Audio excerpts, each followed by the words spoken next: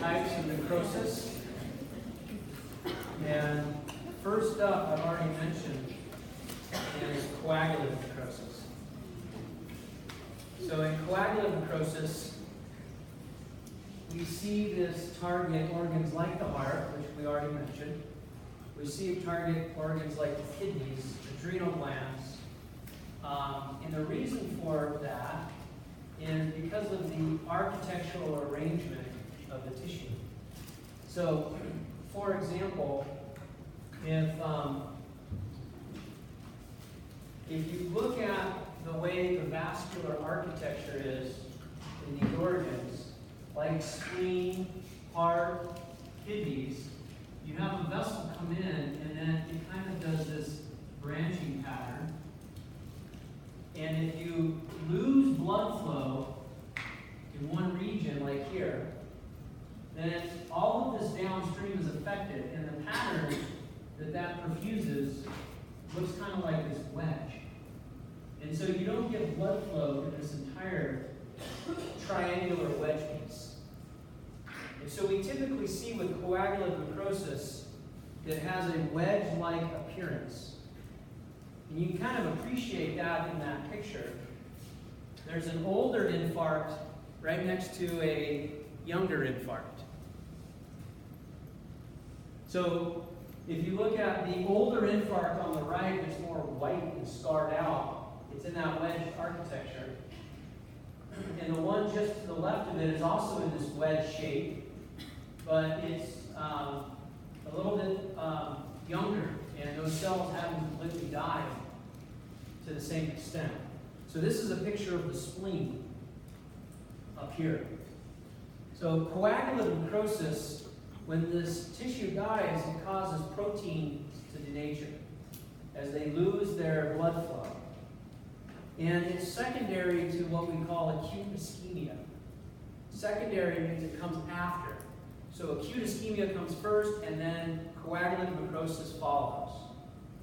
And then ultimately, it leads to a fibrotic scar. Fibrotic scar, like what you see right here on the right wedge, has been basically healing for a long period of time. Question? So what percentage of cell mass would you need to lose before the organ becomes not useful? Because obviously the older one wasn't like keeping the organ from doing its job, but the newer one was much larger and much more spread out.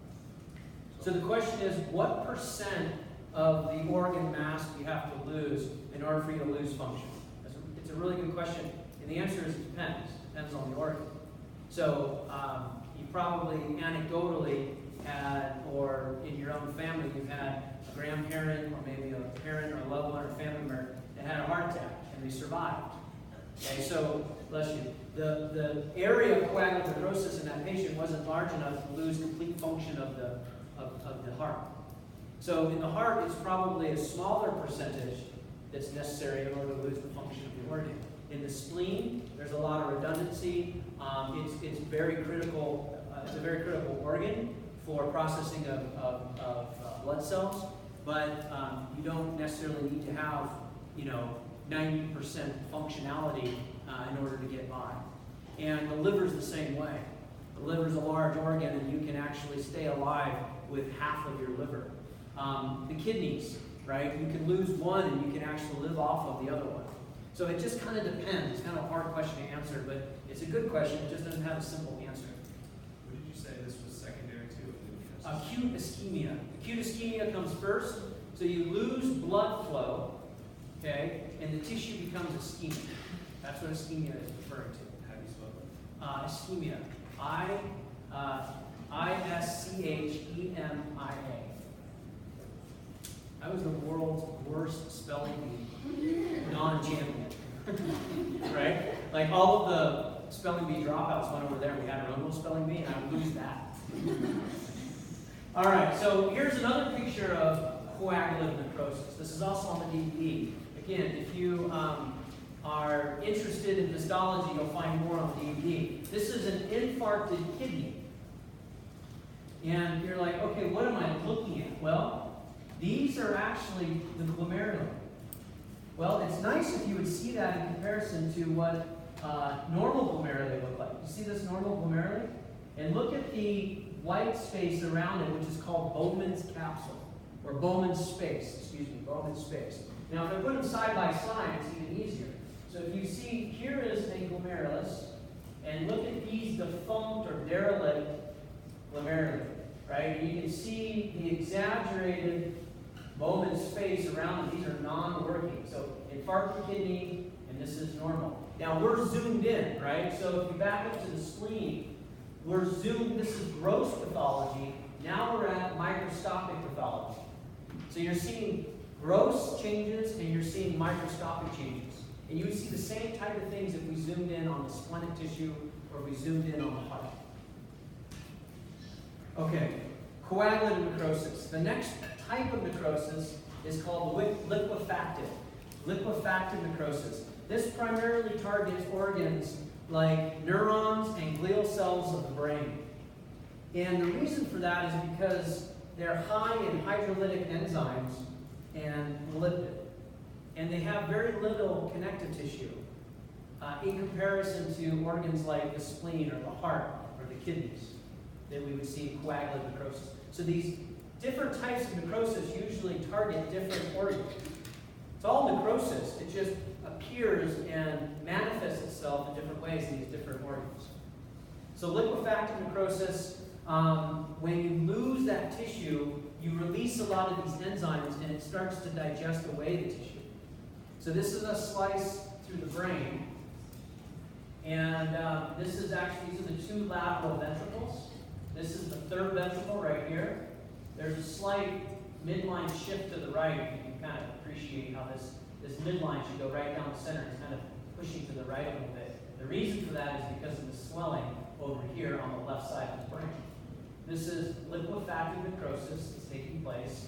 And the reason it looks kind of, it looks like you put your finger in that and you squish it, right? Because there's hydrolytic enzymes that are digesting away that tissue.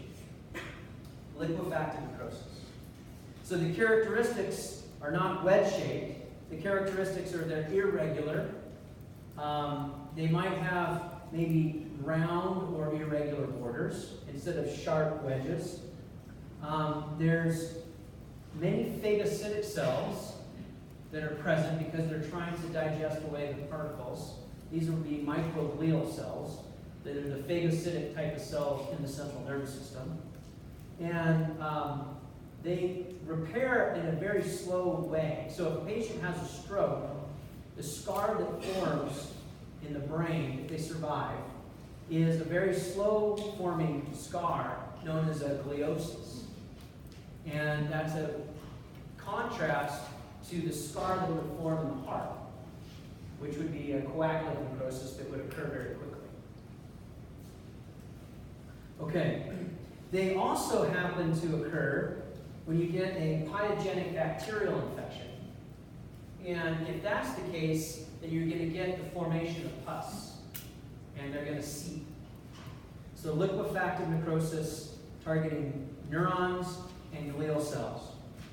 Okay, this one's really disgusting and great for, kind of an afternoon snack discussion. Those of you that brought a snack.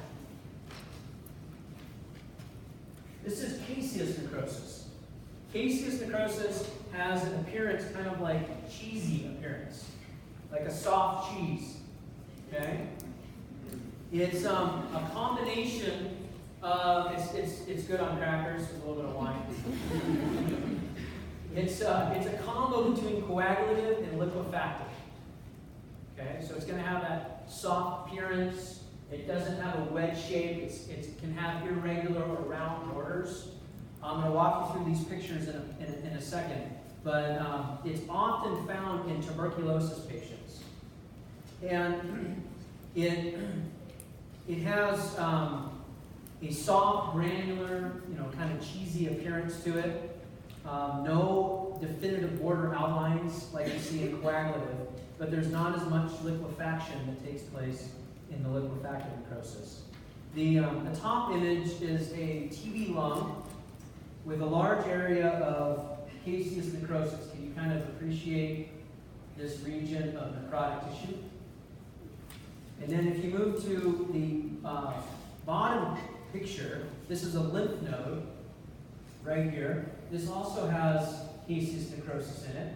And this is a chest x-ray, kind of in the bottom middle. The chest x-ray is from a patient with advanced tuberculosis, or TB. The infection is in both lungs, and you can appreciate that with the white arrowheads.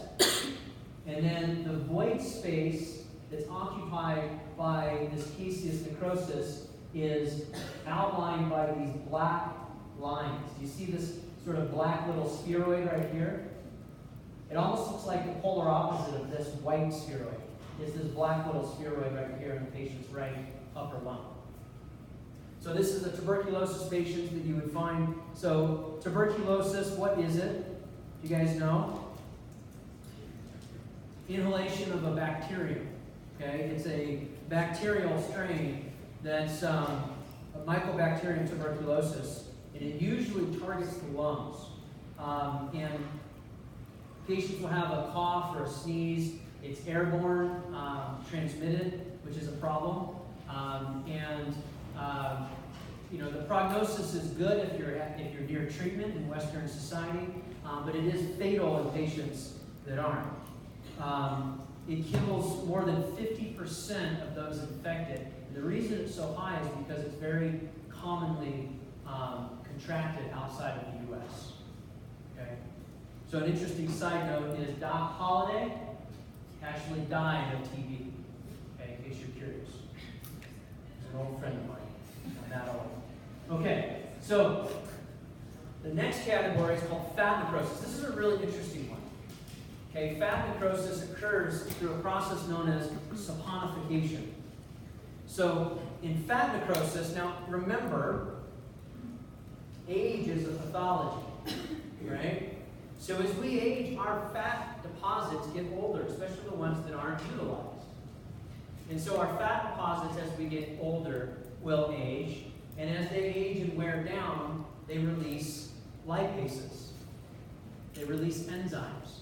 Those lipases digest triglycerides, and the triglyceride byproduct has free fatty acids in it.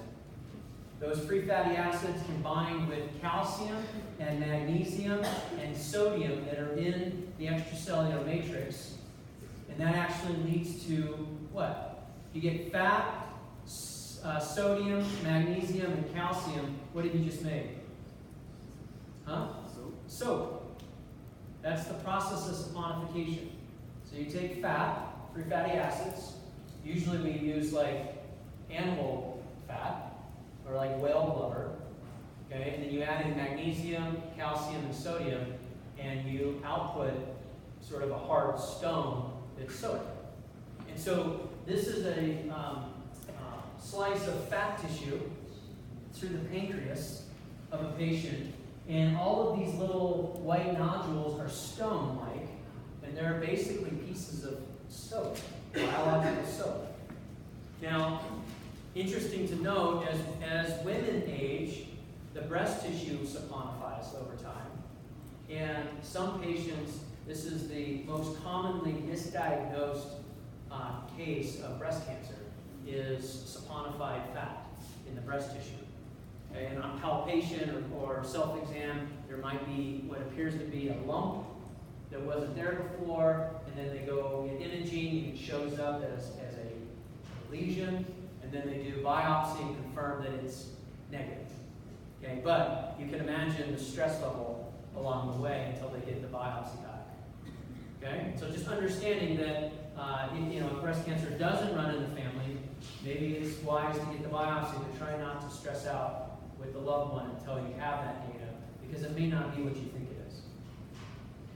Okay, so tissues that are known to have fat necrosis, breast and pancreas, and a lot of the other abdominal organs. Okay, now the last category that we talk about is gangrenous necrosis. Gangrenous necrosis is one that's more commonly used in a clinical environment than the other categories that we refer to. They're a little bit more academic categories. What I mean by that is if you move on in your career and you're working in the ER necrosis is necrosis, except when you get to gangrenous necrosis. So they don't really discriminate between coagulant necrosis or liquefactive or caseous or saponified fat necrosis. It's usually just necrosis is what it's referred to of that particular organ. When we get to gangrenous necrosis, we see this term actually described as it is academically in the literature. And maybe it's just because it's a really cool word to say, gangrenous. I mean, try it. It's like, it makes you sound really smart. So gangrenous necrosis.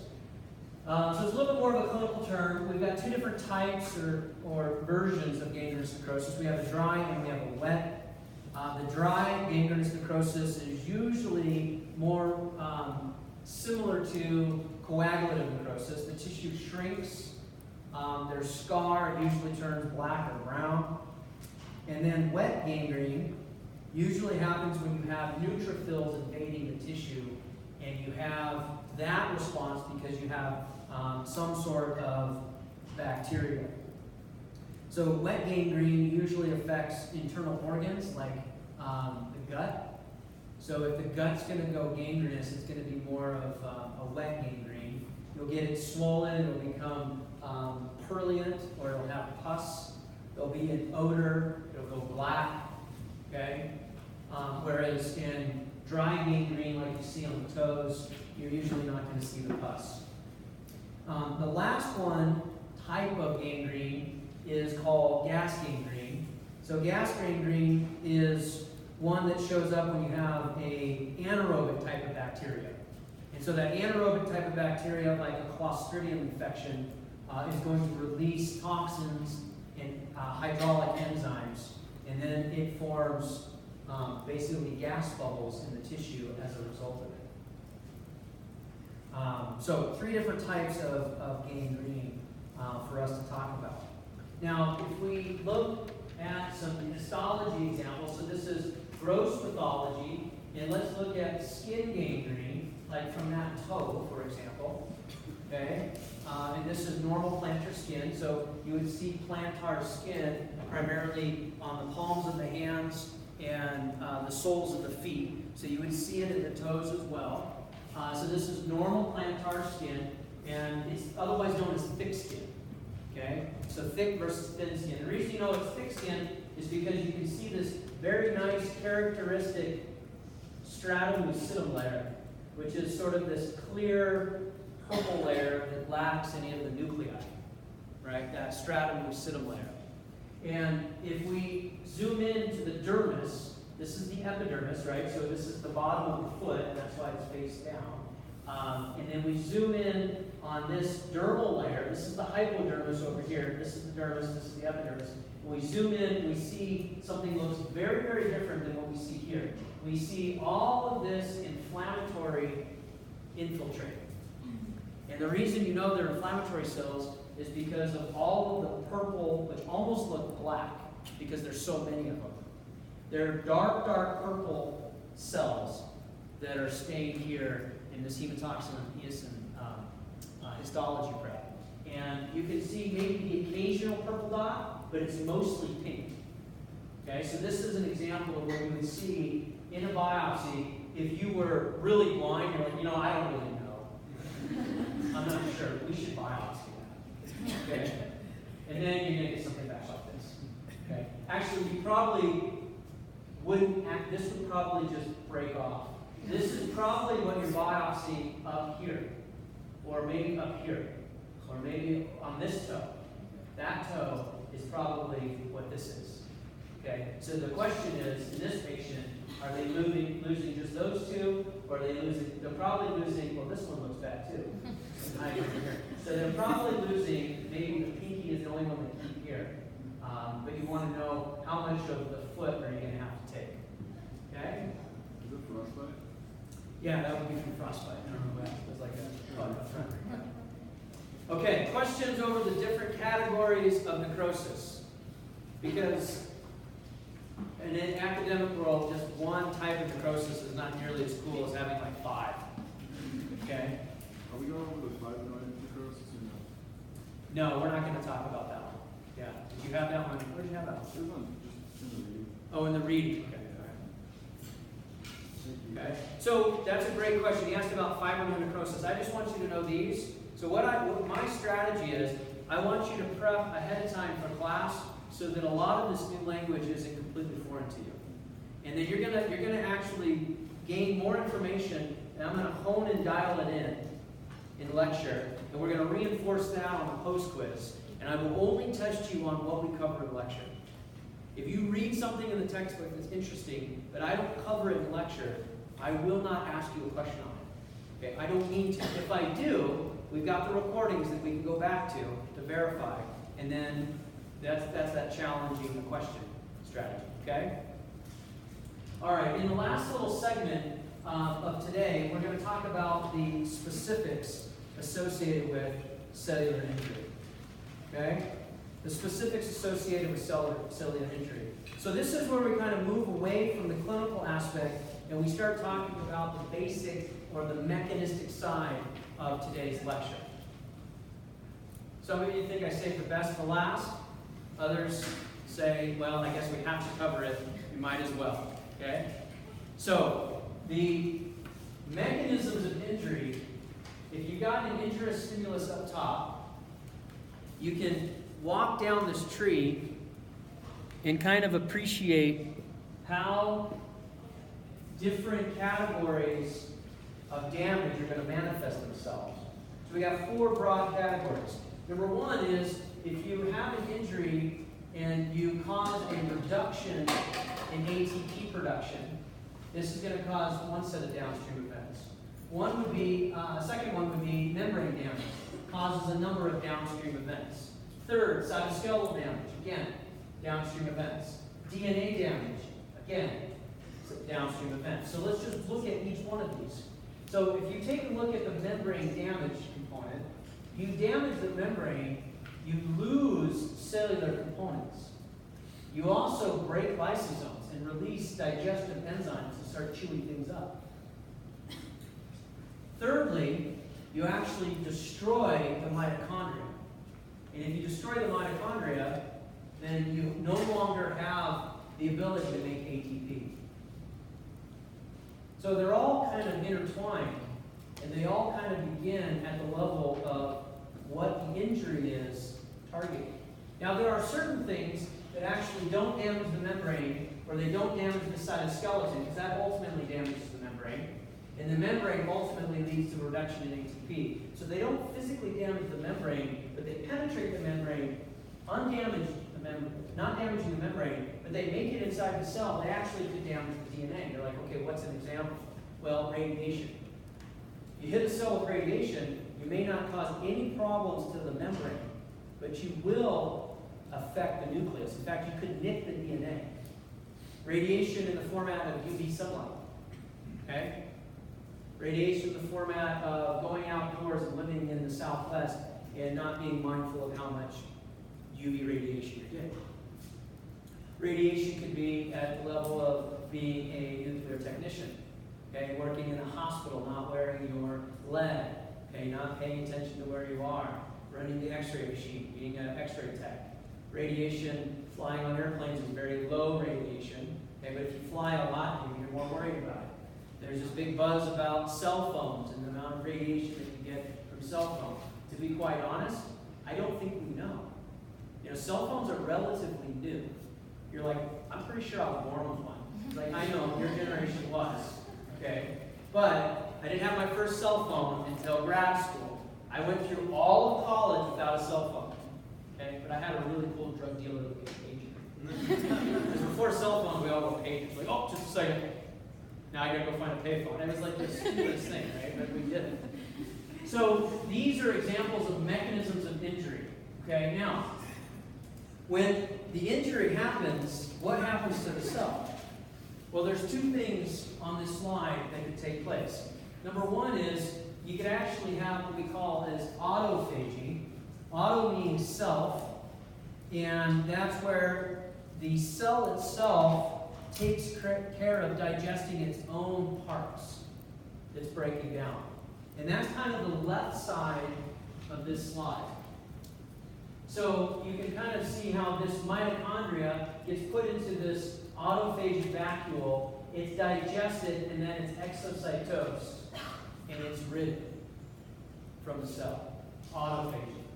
On this dotted line showing a different style, this is heterophagy, where a nearby cell comes in, like a macrophage, brings in the part, the ingested particle, puts it in a vacuole, breaks it down, and then exocytoses it. So this is how the cells respond to this injury when it's going through this necrosis process. Now it's dependent on the type of the cell, how long it lasts, how aggressive or severe it is. The internal organelles are going to respond with three big things, right? You get an increase in the size of the endoplasmic reticulum because you're going to be increasing protein production for a period of time because those are transport proteins. You need to move things around. You alter the mitochondria. You might have a burst of ATP activity. It's kind of its last-ditch effort. And then the mitochondrial membrane might go away, and you stop making ATP. And then thirdly, you're going to alter the cytoskeleton. And that damage to the cytoskeleton inside ultimately is what makes the roof come down, or the membrane break. Now, hypoxia is one example from that list of injuries. Hypoxia is just one example. Now, the causes of hypoxia are typically ischemia. And so hypoxia means low oxygenation. That's what it literally translates to. Hypoxia is low oxygenation. It's resulting in low oxygenation or hypoxia because you've caused the tissue itself to be ischemic. Ischemic is defined as a restriction in blood flow or blood supply. So ischemia, I-S-C-H-E-M-I-A, is a reduction in blood flow that results in hypoxia. And you get this classic alteration that we've seen this afternoon, where you get normal kidney tubules moving into this necrotic phase. Well, if we continue on this theme of how this happens, why then, if you reduce blood flow, do you see a reduction in cellular function? And that's this flow chart. It looks really intimidating, but it's actually quite straightforward. So, here is a blood vessel carrying blood flow. Here's the blockage. Now you have no downstream blood. That's what it's symbolizing. That means the mitochondria isn't able to complete oxidative phosphorylation. If it can't utilize oxidative phosphorylation, how well can it make ATP? Not very well. There's a short period of time where glycolytic pathways may be able to salvage the tissue with low levels of ATP quickly. But for the long term of that organ, you need oxidative phosphorylation, utilizing the Krebs cycle and the electron transport chain. So if you don't have oxygen present from the blood, you can't make ATP. Does that make sense? So that's really the answer. If you don't understand that, none of this is going to make sense. But if you understand that if blood flow is reduced, and it's what carries oxygen, there's no oxygen for the cell to make lots of ATP, 30-something ATP, versus like net 2 with glycolysis, then you don't have enough fuel. So if you lose the ATP, that's it, that's what's right here. Then all of these things happen as a result of no ATP. Make sense? So look at all the other things that happen. Well, you lose your sodium pump because it requires ATP to run. If you lose your sodium pump, then you get an influx of water and sodium, and you get an influx of calcium. And you lose potassium because the sodium-potassium pump, right, puts sodium out and potassium in.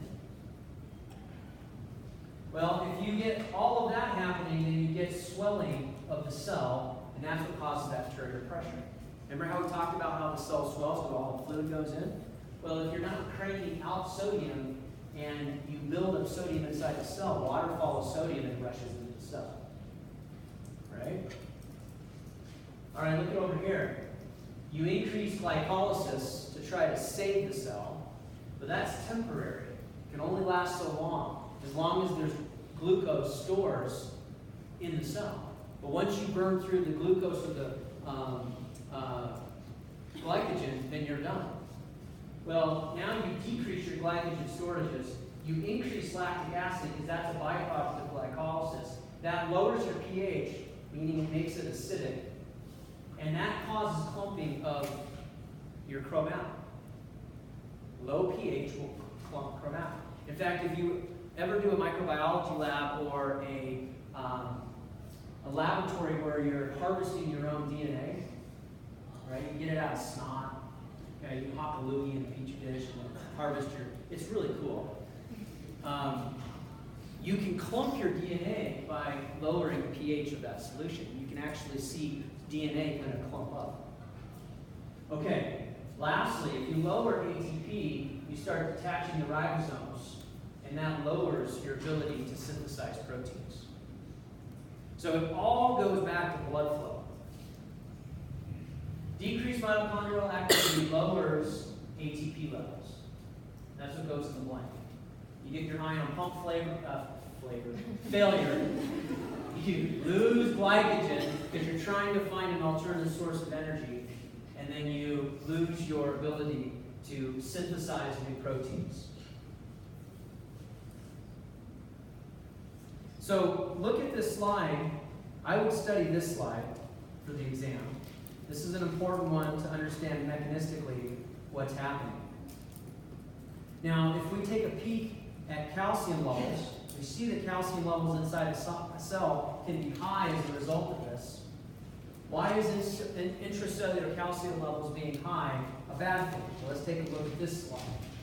So if we have high levels of intracellular calcium, look at all of these enzymes that it triggers.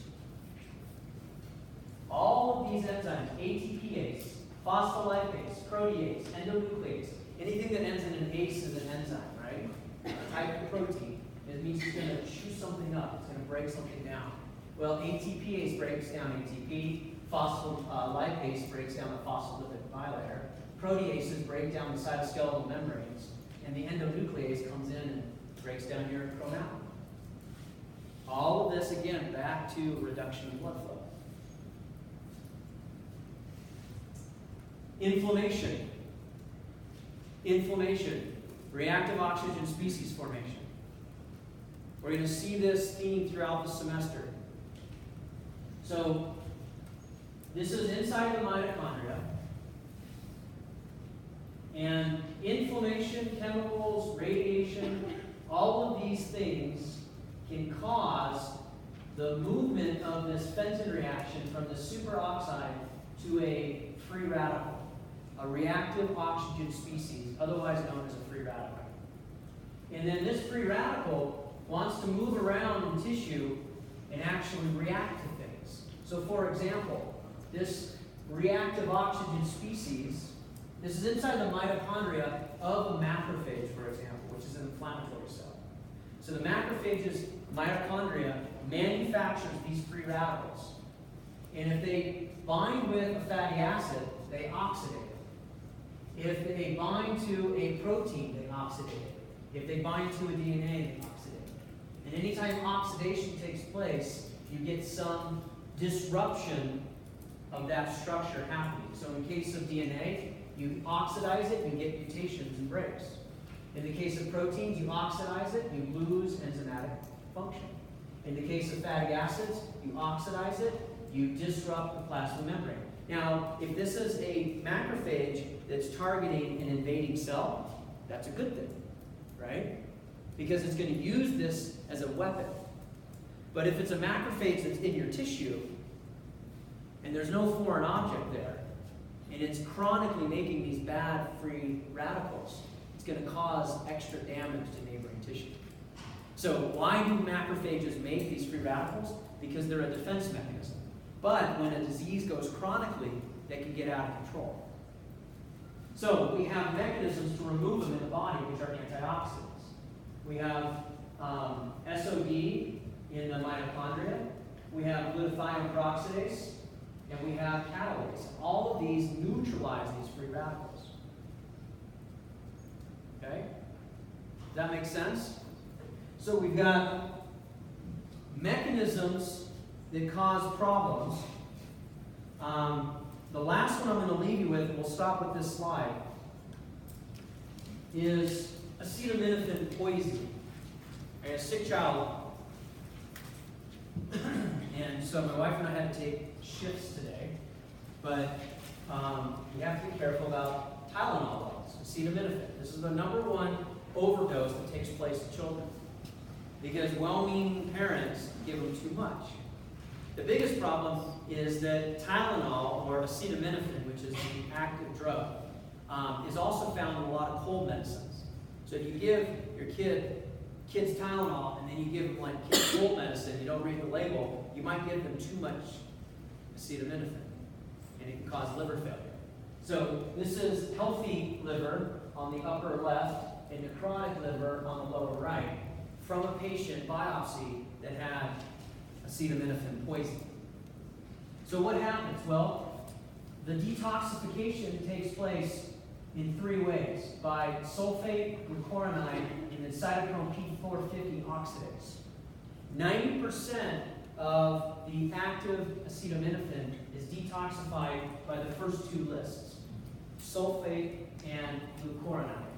Only 10% of acetaminophen is detoxified in the body by the cytochrome P450 oxidase system. But the problem is it goes from this to an intermediate known as NAPQI. NAPQI, you can write a line down here in this white space, that is a hepatotoxin. And so high levels of NAPQI in the system kill hepatocytes, or liver cells. And so that's the reason that Tylenol poisoning or acetaminophen poisoning is so aggressive to the liver, is it specifically targets the liver. This is an inflammatory response that takes place specifically in hepatocytes by the production of a free radical, and the intermediate is this NAPQI. Okay? So we're going to stop there. We're going to pick up next week on this last section, because I don't want to rush. It's only like 4 slides. We're about 4 slides behind. And you might have questions on the post-quiz that come from these slides. So you might have them up and ready in case something shows up, okay? All right, don't forget that post-quiz. Guys, have a great week. We don't have next week off. I'll see you on Monday.